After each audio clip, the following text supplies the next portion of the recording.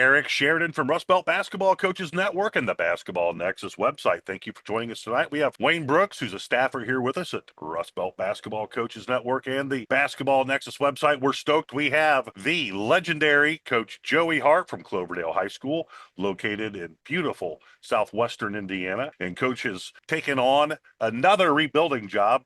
Amongst Coach's credentials, which is 1-3-1 zone, which he's very famous for, his methods of motivating players and adapting each team to compatibility with success, but also rebuilding. He has forged a reputation of being one of the best, if not the best, rebuilders of a high school basketball program in the great state of Indiana. Coach's team is 13-7 currently and 2-4 in their conference. And last year they finished 9-15, so they've well surpassed what they did last year. And Coach plays in a brutal league, and his non-conference is brutal. For anybody who might not know, basketball in that part of the state is simply outstanding. It's loaded with great coaches who are great at developing skilled players, and it's just a fun place to go if you are a high school basketball fan. Times have changed a little bit just talking to some of the coaches from that area, but there was a time forever where once someone got up by 12 points, the game stopped. They went four corners. And from what I understand, and Coach will talk about this a little bit more, but from what I understand, maybe those days are starting to wane a little bit. But anyway, Coach, thanks for joining us tonight. And we'll start off. Tell us about your coaching journey. Well, I started out at Shakamak in 96, 97, and I was the youngest head coach in the state for about a week. And then Clint Swan, who was one of my high school teammates, took a terrible job at Gary Andrean, and he was in the state finals in about 2 years. But what high school did you go to? Huh? What high school did you go to? We went to Union Duggar together. I didn't know Clint went to Union Duggar. Yeah, he had a little quick stop at Union Duggar. Had a lot of family in Duggar, and then when I left, he finished at Rensselaer. Yeah, I knew he was a bomber for a while. Yep, went to Rensselaer, and so we had great experience. We played AAU basketball together for Ted Bernhardt, who's the NBA official who Dennis Rodman famously headbutted. But we had blast, and started at Shakamak. Was there 6 years, and learned a lot about coaching. Our teams got better. By about year 5, I had figured out kind of how I wanted to do things, and we won 2 Tri-River Conference championships, and then I went to Vincennes University for 2 years and helped coach Sparks, which Wayne can tell you what an awesome experience that is. You can't even explain it, but it's just a different world. Then my oldest son Joey was born, and Brooke and I took the venture back into high school basketball at Turkey Run. We were able to win a WRC championship in Banks of Wabash there, and no sectionals. We were, I think, 0-4 in sectional finals, and people always ask me how you do.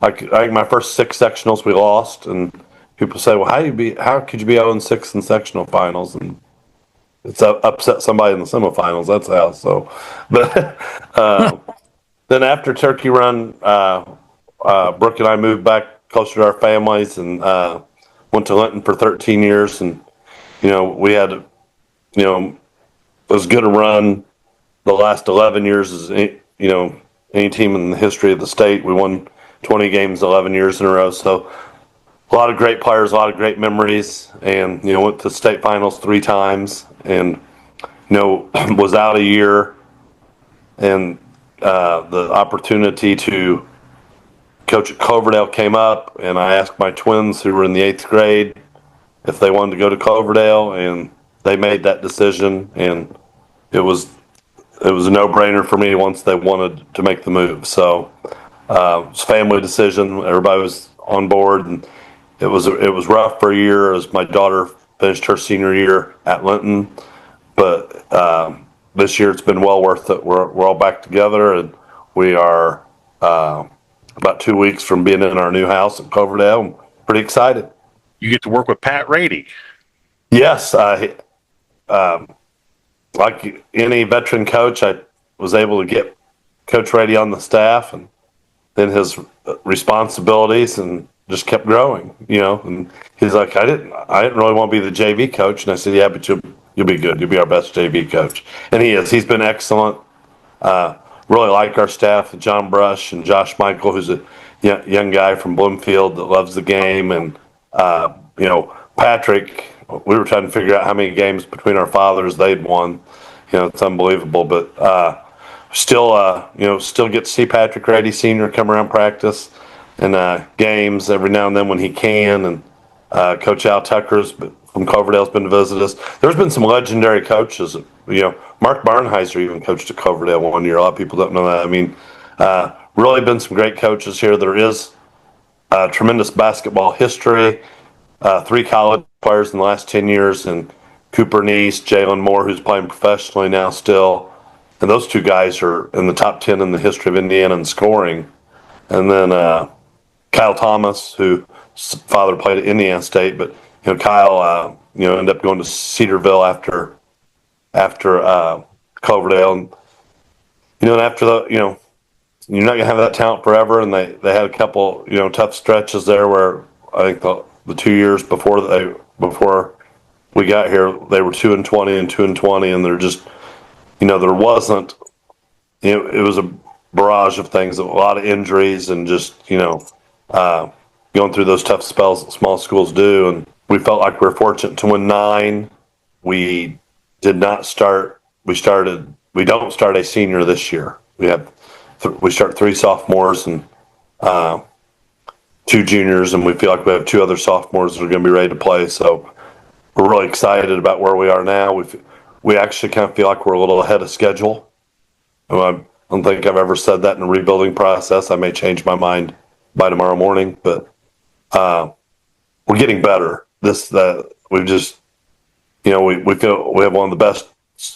We do have the best sophomore big in the state, but the best young big kid in the state of Indiana. He leads the state in blocks, and he averages 20 a game and shoots 70% from the field in Ishmael Kiteka. But then the other 4 guys that play heavy minutes have just gotten better and better. 2 juniors, Donovan Newby and Trey Shable, can both play the point, but Donovan also plays the 4. He just plays everywhere. And then we have 2 sophomore wings, and Toby Hart and Evan Mann, who can shoot it, they've just gotten better all year. I've been pleasantly surprised with their growth throughout a really tough season. Talk to us about some of the other players you have on your roster. I know you named your big 3, but your twins are now in 9th grade, if I'm not mistaken. No, they're sophomores. They're sophomores. Very good. Very good. Very good. So they're both playing on the varsity for you?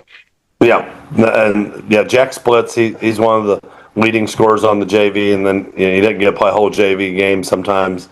But then we don't sub much, so we play him as much as we can on the JV to get him ready. It's very interesting because Toby plays a ton, and Coach Brooks knows how I am. Pretty similar in that sometimes we're mad that we have to play 5.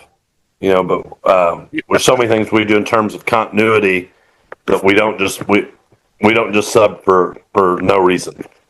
But our 2 guys that we know we're going to be able to count on are like Jack Hart, who's a sophomore, and Braden Chable, who's a sophomore, because again, they kind of know our system. Their brothers start.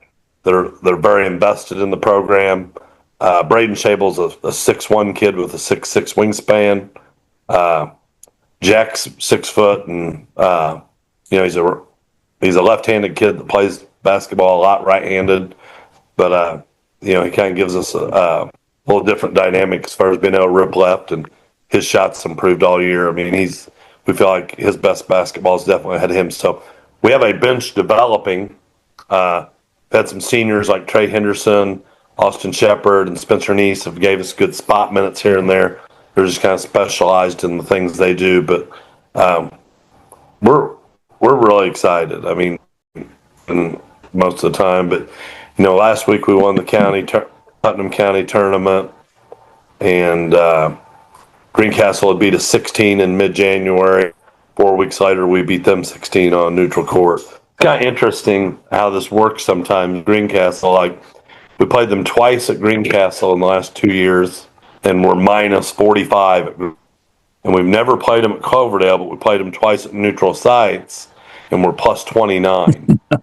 So I mean, I don't know if the rims are just a different height at Greencastle or how that works, but For an athlete, few things are worse than having to compete on a slick surface. Well, my friends Tom Rose and Matt Olin have solved this conundrum by creating Grip Spritz. Grip Spritz offers a wide array of shoe-to-court traction products that are not only highly effective, but also affordable, easy to use, and easy to transport. It's no wonder Grip Spritz has become the official traction solution for the Ohio High School Basketball Coaches Association and the National High School Basketball Coaches Association. Take it from me, if the OHSBCA and the NHSBCA are making Grip Spritz their official court cleaning product, Grip Spritz simply has to be the best on the market. 9 consecutive made threes to Northview,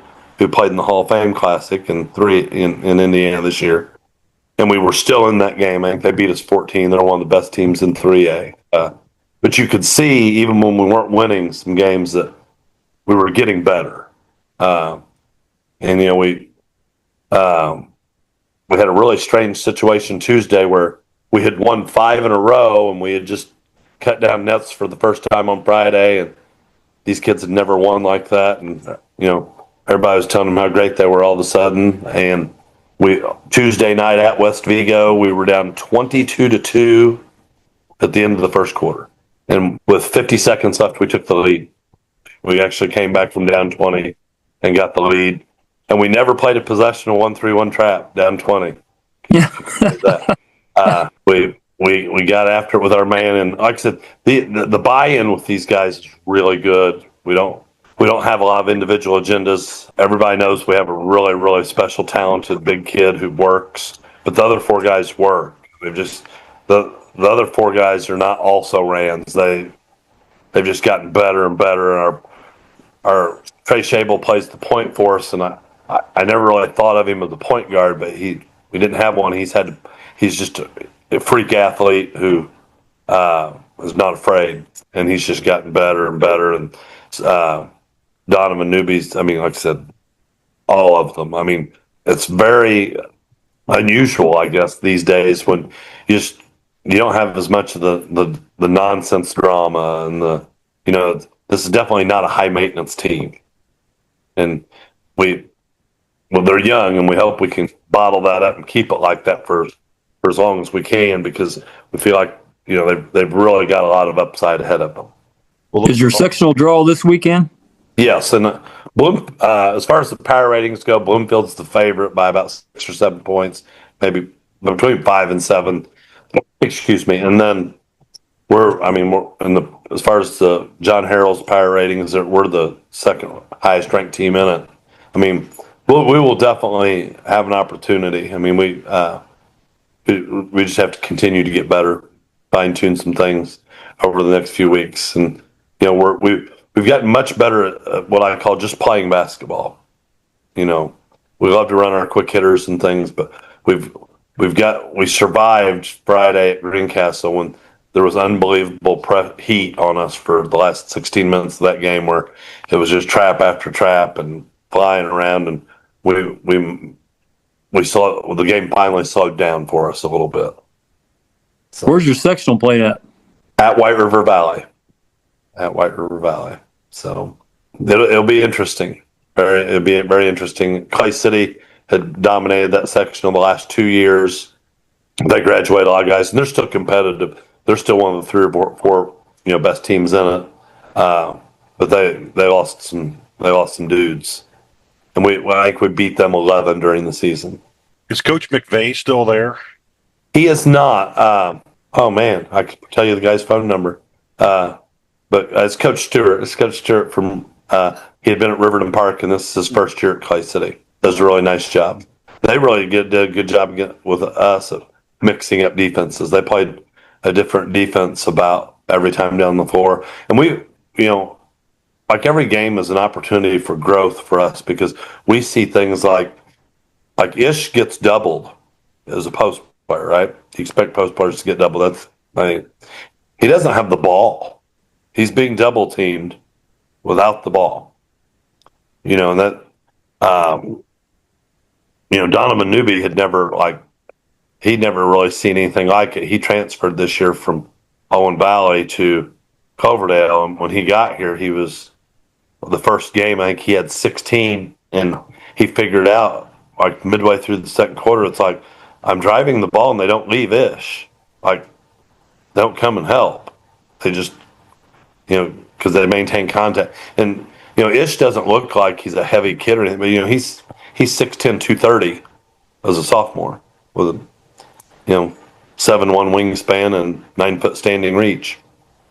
Big dude, and just for a young kid, he has tremendous hands. This is only his fourth year playing basketball, so we talk about multiple efforts a lot. We talk about not jogging, sprinting the court all the time. He got a dunk, after being a conscientious objector in the first quarter. Tuesday, draft dodger, he decided to participate in the second quarter and immediately ran the floor just off a miss and got a two-hand dunk. Like it went pass, dunk, and it's like, okay, you could probably keep doing that, but if you saw some of the shots he makes, you'd just be amazed because again he's getting double and triple teamed. He was the state IBCA State Player of the Week last week. For last week, I think they announced it Monday or Tuesday. But he was 20 of 20.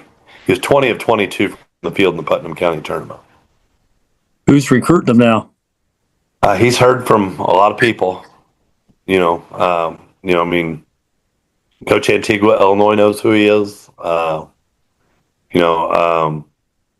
Coach May at Michigan texted me just to ask how he's playing earlier this week. So, that people know who he is, and we lost at West Vigo, and Coach Graves from Indiana State was there, and just kind of had a clunker, and I wondered if it was because Coach Graves was there, because they didn't even know he was there. So who knows? But he's gonna have a lot of opportunities. For sure. Where is he from? Well, you mean like the name Kateka, or just Sebastian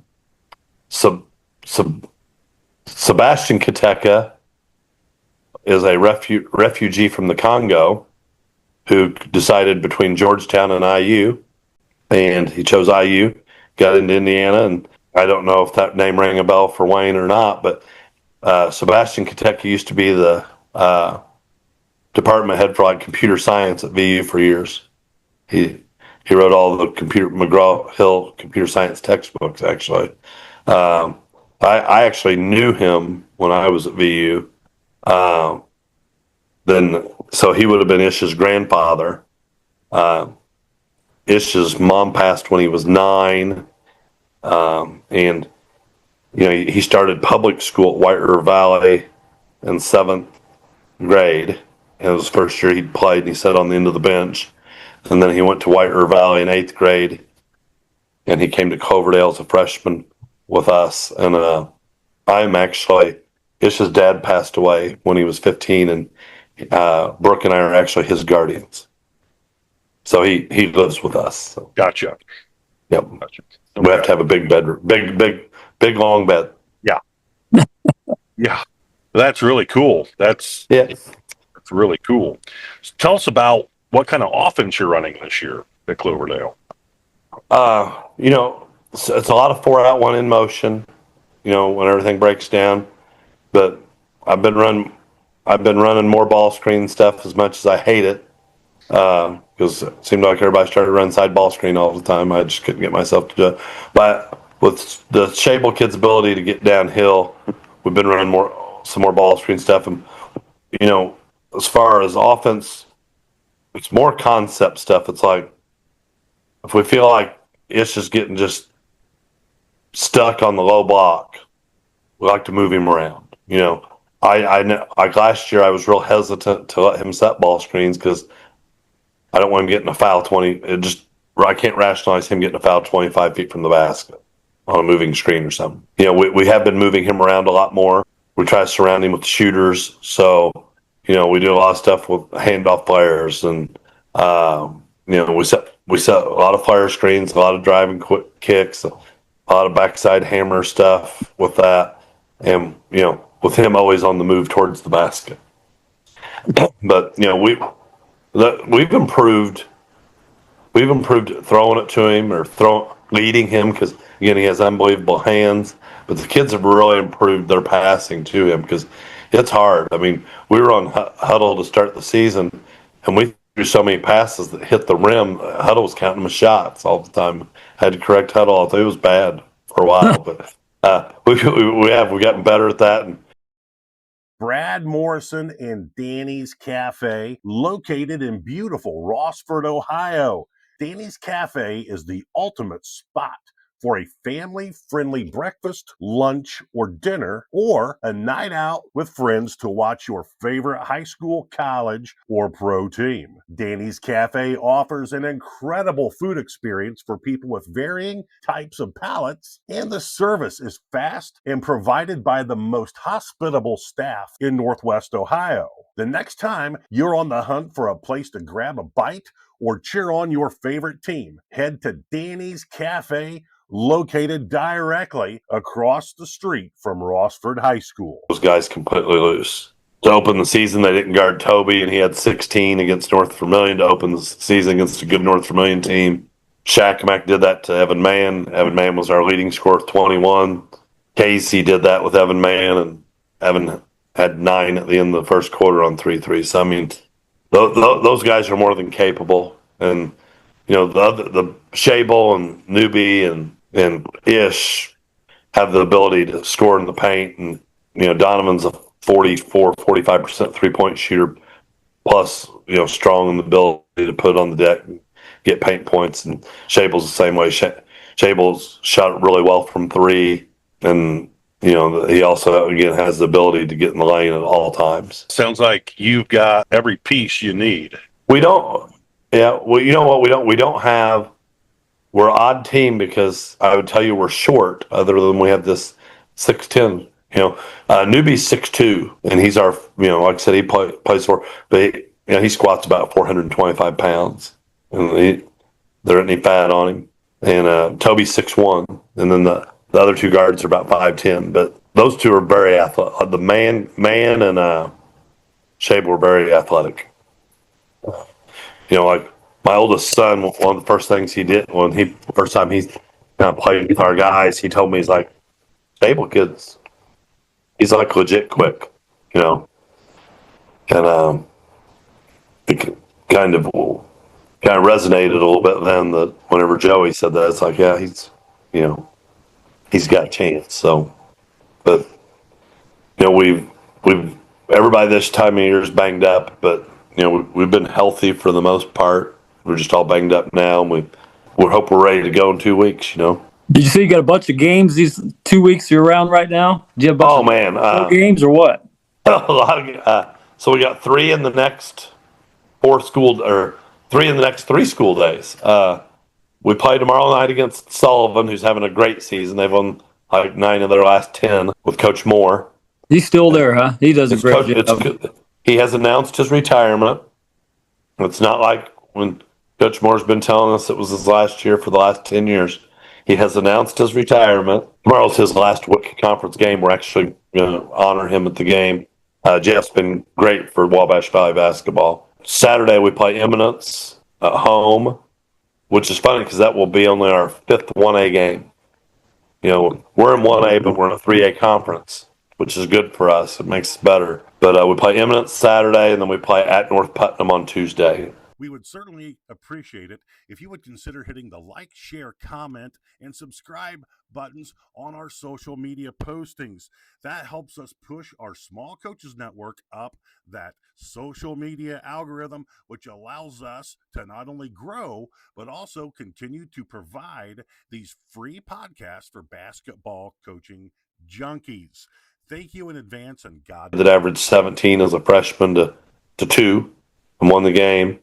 And so we were thinking that type of defense or 2-3. And by game 4, after some snow and some different things, game 4 we played South Putnam, played 2-3, and we got lit up. And I decided I wasn't playing their possession zone the rest of the season. So we have played predominantly half-court man.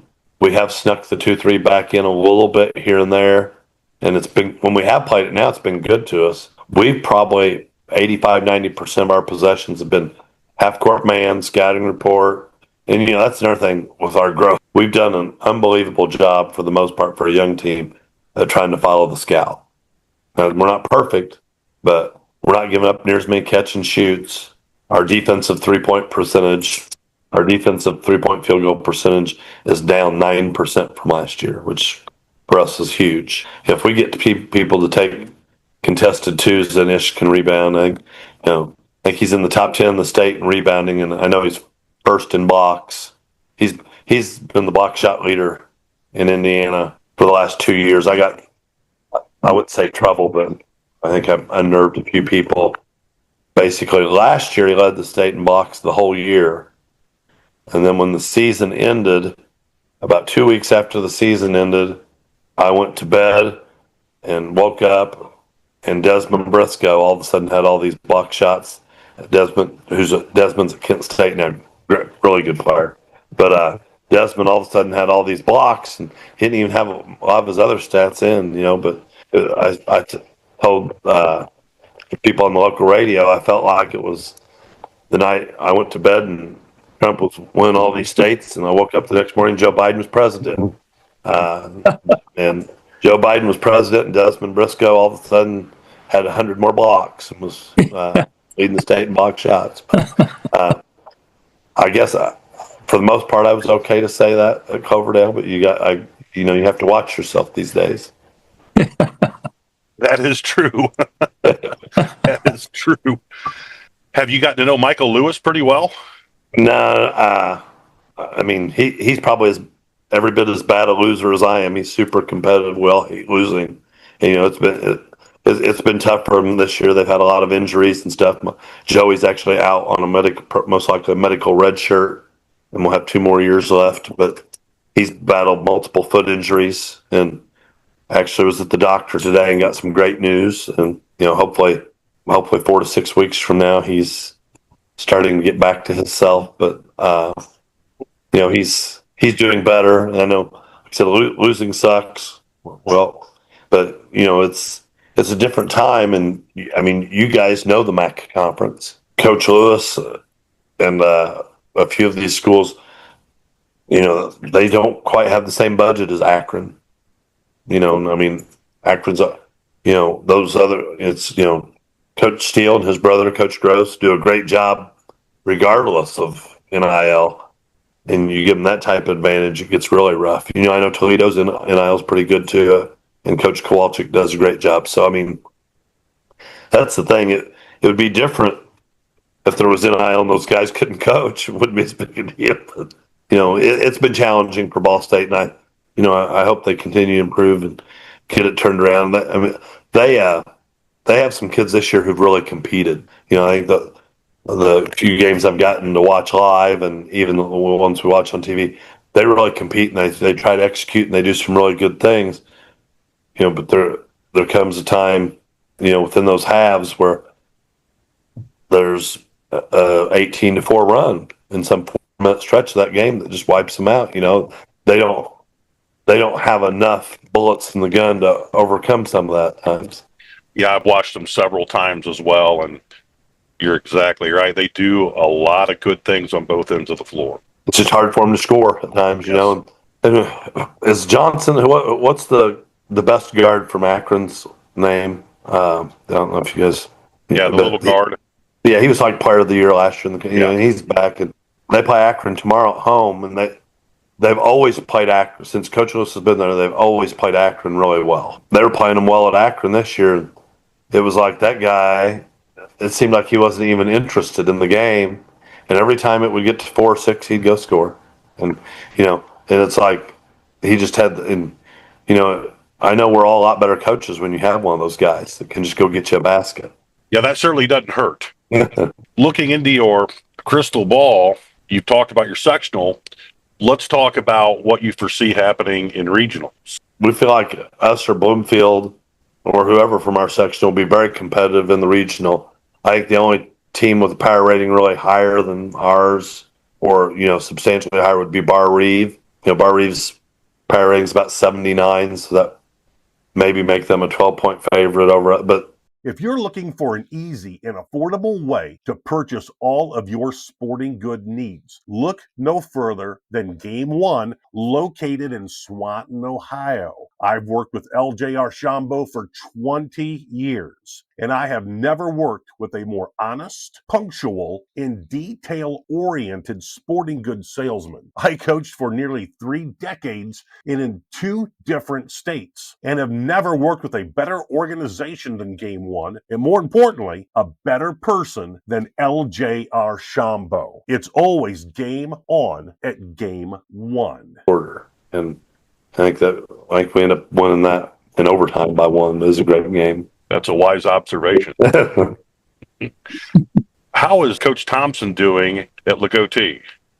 Oh man, he still wants to play us. He texted me the other night, congratulated me on the county tournament, and said, "Hey, we won the Greene County Invitational. Maybe we could play for the championship." And he's something else. He's a really good high school basketball coach, very good high school basketball coach. But he might have missed his calling, because he could have been a Division I basketball coach with his public relations skills, or any type of director of ops like a Power 5. I mean, he's just really good. And so, their Lagotee team this year is not one of the more talented Lagotee teams, but they play super hard.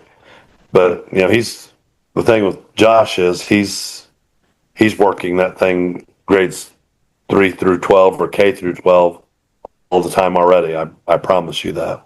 Yeah, I see that stuff he puts on Twitter. And I think you're right. He does a great job. Good guy, too. Yeah, and he always gives his wife all the credit, too. I mean, you tell a kiss up. I was bragging on my wife today, and I said, I almost have this house built. I said, since you've been back up here more this year, I said, I'm a better coach. I said, I'm a better father, hopefully better husband.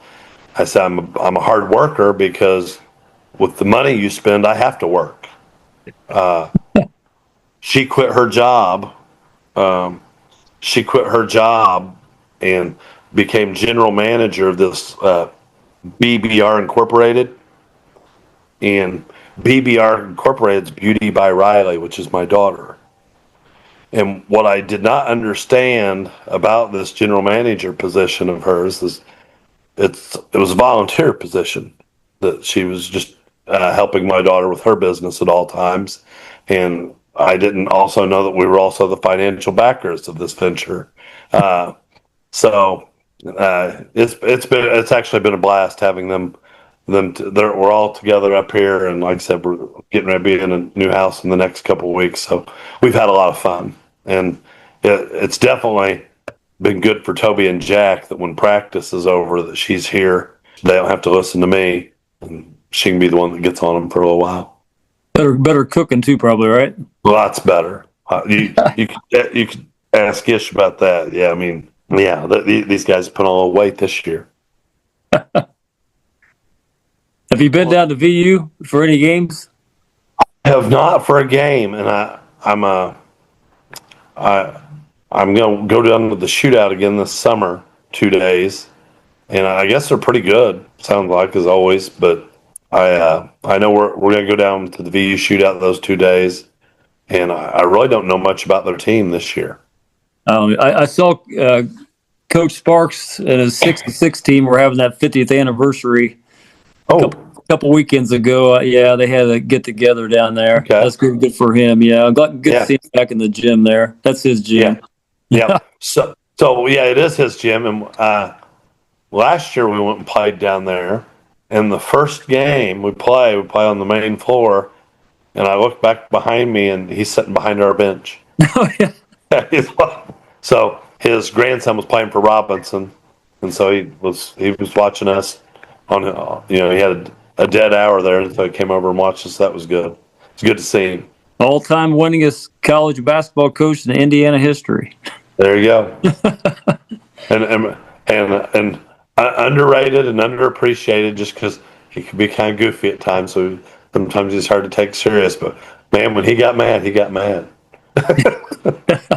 Oh man. One of Wayne's stories that's really good is to start every game, the point guard would pass it to the wing and then follow his pass to the corner. And if the man guarding him fouled him, they knew it was man to man. Yep, LA, got to run LA first play. I think that was that. Was that what it was called? Was LA diagonal? Okay, diagonal. Yeah, Dwayne Crittenden used to come up off a diagonal, didn't he? Yeah. The best thing about JUCO ball, of course, we didn't lose many games at Vincennes, but you knew that when you stopped to eat after the game, that if you lost, you only got a $5 bill, but if you won, you got a 10. Yes, it was very clear. The rules of engagement were very clear, and if you definitely don't want to lose to Wabash Valley on Tuesday and be getting on a bus to go to Maryland for Thanksgiving. Because then you're just stopping at convenience stores. He ain't even feeding you. It's convenient. I mean, what were we up? Were we up 6 with like 4 seconds left? 7. Yeah. We gave up a 3 and then fouled a 3-point shooter, didn't we? Or something. I don't know. Crazy. They hit the 3 to cut it to 4, and then for some missed reason, on purpose. For some reason, Muhammad took the ball to bounds. Did he ever take the ball to bounds that year? Never. And turned it over. They hit a 3, did they? Yep. No. We fouled. Muhammad turned it over, and we fouled him. They made the first one, made a 3-point game until she missed the second one, and it made a perfect bounce to the hash mark in front of their bench. And the 2-guard on Wabash Valley hit a 30-footer at the buzzer, turn around, fade away to go to overtime. So that was you always remember the losses. Yeah, remember the losses. So that was a $5 night. Yes, that was a $5 travel day. I don't think we ate that night. Man. Yeah, good times. Yeah, for sure. Coach, this has been great. I don't want to keep you any longer. Thanks for joining us. Godspeed as you plow through the rest of your regular season and get ready for your sectional tournament. Well, thank you. Look forward to talking junk defenses when we get a chance. And yes, absolutely. Thanks again for all you do. Well, thank you. Once we get past the state tournament and you got some time to lick your wounds or live it up for a while, we'll get together and we'll make that happen. Okay. Thanks so much, guys. Thanks for joining us, Wayne. Good luck, Coach. What a great podcast from Coach Hart and Coach Brooks. I knew it'd be entertaining as Coach Joey Hart has one of the biggest personalities of all high school basketball. And if there's anybody who you don't want to face in the postseason, it is definitely Coach Joey Hart's Cloverdale High School team. Our t-shirt of the week, and this one, as with all of them, is just outstanding. This comes from a good friend of the Rust Belt basketball Nexus community, Coach Chad Bailey from Holston High School in the great state of Virginia. And thank you so much, Coach Bailey, for sending Stephanie and I, my wife, one of these beautiful Holston Cavaliers t-shirts. We will put them to good use. It just made my day. Thank you so much for sending that to us, Coach Bailey. And we can't wait to see you again on Monday, February 23rd, for State of the Game podcast episode 14, featuring Wayne Trace High School's head coach, Noah Goodrich, from the great state of Ohio. Until then, God bless.